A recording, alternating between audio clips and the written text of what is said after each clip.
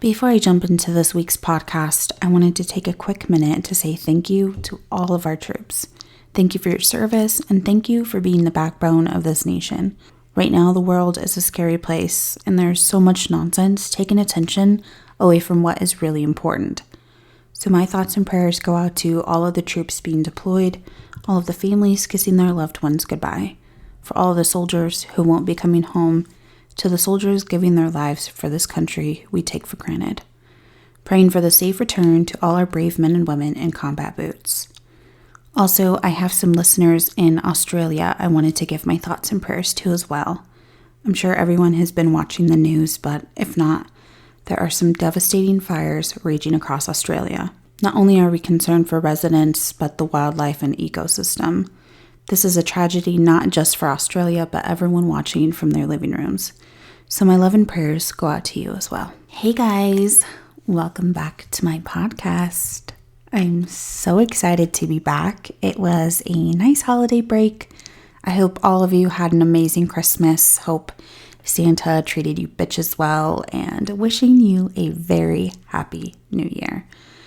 I know I, along with most of you, have already cheated on our diet. Damn macarons are the devil, but I have officially traveled 5 states this Christmas break, and I didn't find any macarons that compare to a bakery about 30 minutes away from my hometown here in Colorado. I hit up an authentic French bakery in Clarksville, Tennessee, and I'm sorry, no offense, but y'all can't sit with us. Okay, enough small talk. Let's get down to what you all came to hear, some conspiracy theories, murder, creepy, weird shit. So all of my local listeners will be very familiar with the topic I've chosen for this week, especially all of my Eastern Colorado friends. I have to say I had another topic planned and half done for this week, and I just had to put it aside to cover this. It has me puzzled, and I hope you find it as fascinating as I do. You're listening to Eyes in the Sky.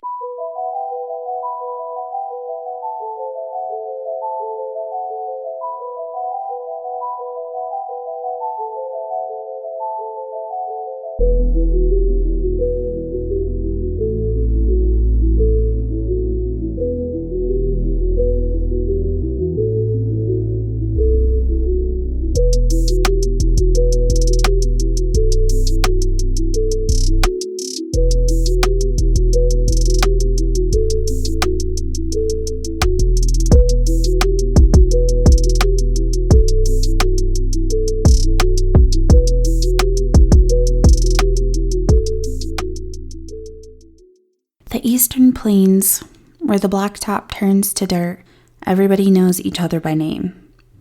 Grasslands, rows of corn and wheat, where it gets quiet at dark. Here in northeastern Colorado, even crossing borders into Nebraska, there have been a total of 7 counties launch investigations into mysterious sightings of drones. Not such drones you or I could purchase for recreational use. Drones that are estimated at wingspan of 6 feet, weighing more than 50 pounds, able to fly or hover for hours at a time, and flying in packs. As many as 30 drones spotted at once.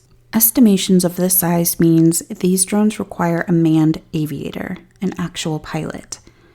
This all started about a week before Christmas. The first reported sighting was December 20th, reported to Phillips County Sheriff's Office. The Denver Post was the first to report the string of strange sightings. Quote, "The estimated size and number of drones makes it unlikely they are being flown by hobbyists," says Undersheriff William Myers. From the majority of witness sightings, the drones are being flown at dark, typically starting around 7 p.m. and flying for hours. The quantity and ability to fly in packs for hours at a time has not only startled communities and residents, but has caught the attention of Homeland Security, FBI, DOP, and FAA. The FAA is the agency of the United States Department of Transportation, responsible for the regulation and oversight of civil aviation and development of the National Airspace System. I want to touch on a few FAA regulations on flying drones. First, it depends if you are flying a drone for fun or money. Flying a drone recreational use has less regulations to follow. To fly a drone commercially or to make a profit, such as real estate drone footage, wedding picture footage, planning and zoning, etc., you will need to pass and acquire a certification once passing the FAA test. It used to be required every drone, even recreational use drones, were mandatory to be registered. However, after a court challenge, it was no longer mandatory. More court challenges later, it is now set any recreational use drone to fly outdoors requires a $5 fee to register with the FAA before being able to fly outdoors. Do people follow these regulations? Probably not. In addition to registering your aircraft, you need to fly at or below 400 feet, which is about 7.5 semi-trailers in length. Always keep sight of your aircraft. Never fly near another aircraft, especially keep away from airports. Never fly over people or stadiums, such as a sporting event. Never fly near emergency response efforts. Never fly under the influence, and be aware of airspace requirements. There has been a lot of swirling questions if it is legal to shoot down a drone if it appears above your property. The short answer is no. It just so happens to be a federal offense, and maximum sentence could carry 20 years in prison. I'm no lawyer. I repeat, I am not a legal counsel, but say a drone was equipped with a weapon and posing a threat. There might be some wiggle room to shoot such down. There have been many conspiracies swirling these mystery eyes in the sky. I have heard they could belong to Mexico and drug cartel, government mapping out gun owners, Amazon delivering packages, even military keeping eyes on nuclear missile silos. Some people have a more logical explanation and a theory such as a large company like oil and natural gas just performing surveys. So if someone is doing harmless acts, why has no one come forward? The Army has stated the drones do not belong to any nearby bases of theirs. NORAD, which is home to Department of Defense, responded with no knowledge or responsibility for any drone operations taking place in eastern Colorado. A spokesperson from Buckley Air Force Base stated he can now say without a doubt no one from the 460th Space Wing is responsible for the drones.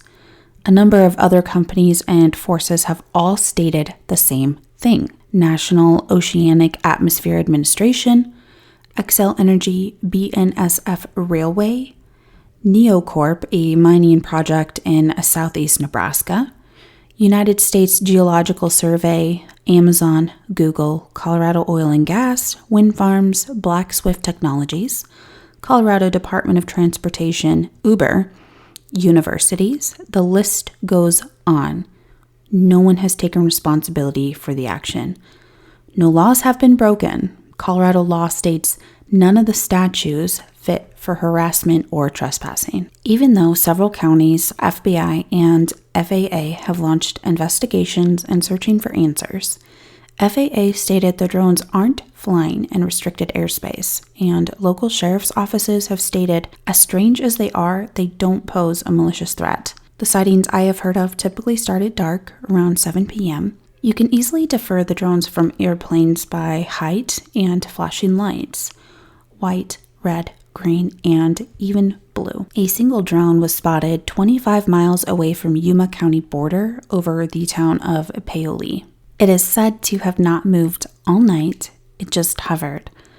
Undersheriff Myers has also stated overhead they were probably doing 30 to 40 miles per hour. They weren't racing or flying around with speed. I have heard conflicting statements saying that they fly too high from the ground to be heard, while other witness statements have reported sounding like a small engine buzzing.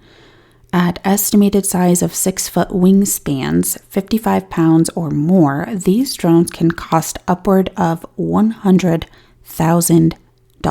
Yes, you heard that correctly. Drone experts have caught drone footage north of Brush Friday, January 3rd. Chris Swathwood, who is the chair of the Legislation Affairs Committee for the Colorado Aviation Business Association, also seasoned drone pilot himself, stated it was a large fixed-wing aircraft. It had lights unlike any other manned aircraft would have. Chris stated, "We did get eyes on one about 200-300 feet above, and it was moving at about 100 knots. His team of experts believe the drones surpass 8 foot in size, equipped to take off vertically and are soaring for hours at a time." Chris stated this aircraft could use a runway to take off, or it could be what we all call a VTOL, vertical take-off and landing aircraft, which essentially would have some electric run props, which would help it take off and then drive motor engine in the back. It could be gas or electric driven that allows it to cruise in flight. Swathwood's expert team estimated such aircraft is likely $100,000 to build, ruling out most operators.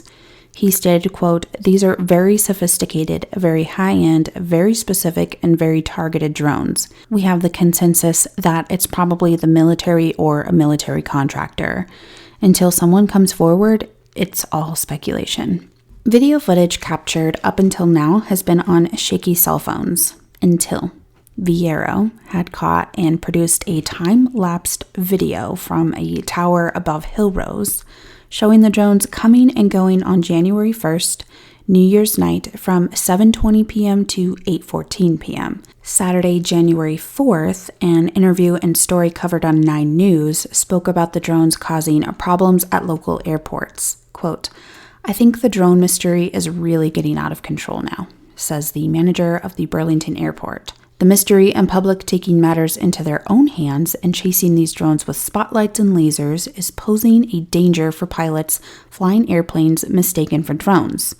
He also stated these drones cause a hazard for any aircraft that has a legitimate reason to be flying in the airspace. An airport manager in Akron stated his concern with medical helicopters taking off from his airport often, and they don't follow the same flight path every day. Drones are difficult to spot on radar, even with lights. FAA isn't saying much on the issue, and investigation, as well as local sheriff offices, aren't releasing what they know either. Local pilots in the area and airspace have made a plea and ask anyone out searching or following drones, please do not shine lights or lasers for the danger it poses on pilots. Being such a high quantity and the alarming reaction this has stirred up with the media attention, news coverage, FBI, and Homeland Security involvement, you would think if there was a harmless explanation, why has no one come forward and cleared the air? Well, up until now, FAA has no guidelines or regulations forcing any aircraft to identify themselves. However, FAA has now made a long-awaited notice of proposed rulemaking. This would require a remote identification of unnamed aircraft systems. This took place on December 31st. The real kick in the pants is if this rule is fully implemented, it won't take full effect until the end of 2024. The final comment on the proposed rule by NPRM will have until March 2nd, 2020 to respond to FAA.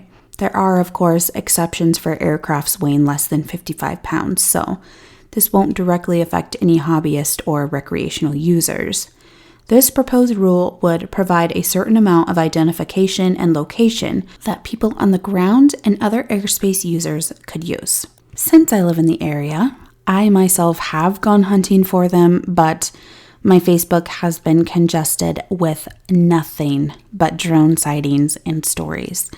I came across an article that led me to a video, and this was the first article I had read into when the news first broke to social media. I think it's very interesting, and sounds like this man has credible evidence to back up his theory. This video can be found on YouTube. It aired December 24th, and the video title is 17 Drones with Bad Intentions. The YouTube channel name is The Common Sense Show. I will spare you the 7 minutes of audio so you can go watch this video for yourself. I will just sum this up and add the important audio. Dave Hodges is the host of this particular show, and even stated he once lived in Logan County, and that's where he started his professional career. So he is familiar with the area. Dave Hodges goes on to be very nonspecific of his sources, but is pretty convinced these drones are for government gun confiscation. They are mapping out and locating all registered gun owners. 17 drones engaged in a search pattern in Colorado, mapping gun owners in preparation for gun confiscation. I know you're going, huh? What? Excuse me? Dave, did you have a little too much eggnog for Christmas Eve? No alcohol here. So I'm listening to these two reports, and I thought, okay. And I told Steve and Paul, I said, I'll give it a check here before I go to bed and see what I come up with, and I'll let you know. But my initial reaction was, that's not true. If you're going to do gun confiscation, you need the intimidation factor. You need one case that you make an example out of to intimidate 10 other people because you don't have the manpower. But these 17 drones gives you the manpower. The description of these drones, 6 feet wide, armed to the teeth, and can surveil and detect guns. And you get one chance to surrender, as the story goes. They ran this story in the London Daily Mail tonight. Okay, well, they're in London. This is Colorado. This is the way I'm rationalizing it to myself. There's probably some disconnects in communication given the holiday and all the distance. Well, I found a link in the Denver Post, which is Colorado's major daily newspaper. And I went in and looked, and not only do they have the same story, now, ladies and gentlemen, they don't even have the same story. It's now being broadcast in the Denver Post. I also put a post out there on Facebook looking for any witness stories I could feature on my episode. I got an overwhelming amount to choose from. I got a story from Trenton, a Facebook friend, and I will go ahead and read you what he has experienced. So after work on New Year's Eve, I got off and started driving from roughly the Firestone area towards Fort Morgan to go see my family for the holiday. And I got to the corner of County Road 52 just before you hit Hudson. It was getting dark, but you could still see a couple hundred yards fairly well. I started seeing a couple hovering lights that were blinking red and blue. I didn't think anything of it at first, but I had heard of all the encounters of drones on Facebook, so I started looking closer, and I figured out these were definitely the drones that everyone had been talking about. Lined up probably 10 or 12 of them in a horizontal row, like they were making a sweep or something. Others were stacked vertical on top of each other. Not as many, maybe 3 or 4 of them vertical. The others were scattered in singles or pairs. I must have saw 30 or 40 of them, and I kind of freaked out, but they were far away enough that I wasn't super worried, just kind of weirded out, because I've never seen anything like that before. After I passed the Love's gas station in Hudson and got on I-76, I took my right maybe 100 yards after the exit ramp on I-76, and one hovering no more than 100 yards away from my pickup, and roughly 80 yards off of the ground. The thing was huge. I drive a dually pickup because I weld in the oil field for work, and it was close to half the size of my vehicle, which absolutely scared the hell out of me, because something that big has to be carrying something. And if it was that close to me, I thought it could hurt me or something, but nothing happened, and I drove on. I saw a few more hovering above each other in a vertical line as I got closer to Wiggins Hill, and then I couldn't see anymore. I'm not sure what they are or why they are here or whose they are, but that was definitely terrifying to see when that close, and I definitely didn't appreciate it. I can't really describe that much about it because I was going 75 or 80 on the interstate, except it was a huge drone with 4 propellers. The material it was made of was black or dark gray and was blinking an extremely bright pair of lights that were blue and red, which made it hard to make out the shape or appearance of the drone very well. Thanks, Trenton, for your statement and letting me share this on my podcast. I will continue to follow this as closely as I can and update you all in a future episode if anything unfolds. That is, if we aren't all abducted by aliens by then. Thanks for listening, my weird friends. That's a wrap for my second conspiracy episode. Let me know what you guys think, if I should continue to make these episodes every so often in addition to my true crime. As always, follow me on Instagram and Facebook at Pocketful of Crime so you don't miss out on additional content and announcements. I will now be back to my regular schedule, uploads every Wednesday. I have a list of murder suggestions, but please reach out to me if you have any suggestions or topics you want to hear featured in a future episode. If you have noticed, and I hope you did, I have a new logo for my conspiracy theory episodes. Huge shout out to Trent Farrenbrook. He is the owner of Dark Side Designs, and you can find him on Facebook. He does all of my logo designs for my podcast. He does printing. He can print on shirts. He can make vinyl stickers. You name it. He is a very talented individual. He has kindly allowed me to share his phone number for all of you who are looking for a logo design. You can reach him at 970-372-7377. Thank you for listening. Until next time, stay weird, my friends. Oh, and one more thing. Hi, Mom.